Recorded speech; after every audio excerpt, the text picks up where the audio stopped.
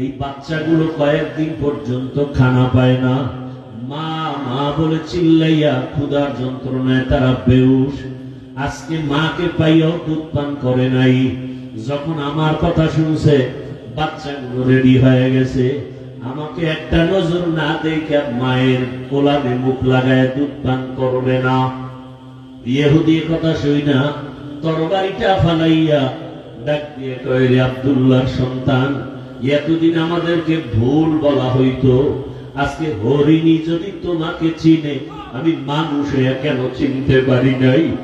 আমাকে তুমি মাফ করে দাও, বেয়াদবি করে ফেলেছি, আমাকে তুমি কালেমার রশিদ লাগাইয়া দাও।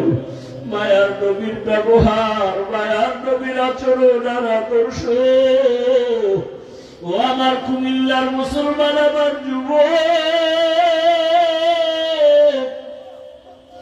আমি তোমাকে এতক্ষণ যত বয়ান করছি একবারও কিন্তু বলি নাই আমার মতো দাড়ি টুপি আর পাগড়ি লাগাইয়া স্কুল ছাড়িয়া মাদ্রাসায় যায় হুজুর হও। আমি একবারও বলি নাই রে বাবা, বরং আমি বারবার সারা দেশে বলি, আজও বলি, ও বাবা তুমি স্কুলে পড়ো, কলেজে পড়ো, চাকরি করো, ব্যবসা করো, কোনো বাধা নাই রে বাবা। তুমি ডাক্তার হও, ইঞ্জিনিয়ার হও, প্রফেসর হও, তুমি এমপি হও, মন্ত্রী হও, ডিসিএসপি যাই হও না কেন, কোনো বাধা নাই।